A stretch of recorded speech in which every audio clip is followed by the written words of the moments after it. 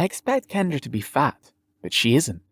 She's perfectly tiny and perfectly beautiful, just as I remember her. The moment she throws her arms around me, I feel as if we're both back in the Hillcrest building, sitting in our dorm room, talking about whatever professor I happen to have a crush on at the moment. How can you look so good when you work in a candy store? I ask. She laughs and says, My daddy keeps me in line. Her daddy. We've had long conversations about that. Kendra and her husband have a relationship that's kind of like one of those kinky master and servant relationships, but with a different flavor to them. She acts like a little girl sometimes, and her husband acts like her daddy. It isn't just her calling him daddy, though, as a lot of girls do these days. He protects her, cares for her, and punishes her when necessary. He acts like a daddy, and she doesn't have to deal with being an adult. He does a lot more than that, I say slyly. She blushes because she knows I'm talking about the conversations we shared about her sex life. God, Hillary, she says. I love that I can still get to her, even though they have a kinky relationship. They don't make it kinky in the bedroom, though.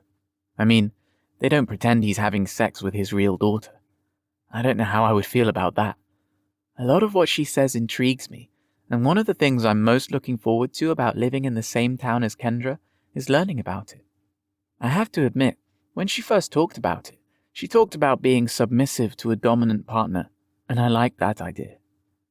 I have a little bit of knowledge about that. Oh, I've never really had the chance to do any of it. However, I've read some steamy stories that talk about it. I remember a boy who spanked me at my request. I loved the spanking, but not the boy, who had to be told everything to do. The idea of a man taking control thrills me. I will probably never get it, though, so I am jealous that Kendra has it. Do you have all your stuff? She asks. I nod. Just my suitcase and a box of books. You and books, she says. I read a whole lot. I read a whole lot. I have almost 8 years of schooling. I'm 26 years old, and I have 6 associate degrees and 2 bachelors. I'm the perfect candidate for the job force, and I still don't have my first job. I don't like the reason for that. I am terrified. I'm afraid to take the first step. I'm lost in emotions, and I would rather be at school, but I can't take any more courses. My financial aid is gone.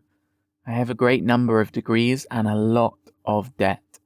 Well, she says, you can stay with me forever.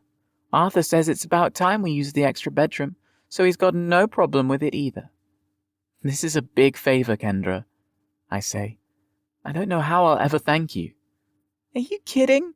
Just getting to hang out with you is awesome. She gives me another hug and then takes my hand and leads me into Daddy's Candy, the place she works. Mark, she says to the attractive man behind the counter, this is my friend Hillary. He smiles at me and points at a lovely girl just a touch younger than I am. This is my wife, Nina, he says. We're excited you're in town.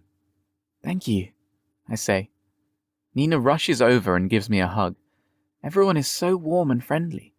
Ordinarily, such friendliness from strangers makes me feel uncomfortable, but there is so much sincerity in the way Nina behaves that I don't feel that way at all.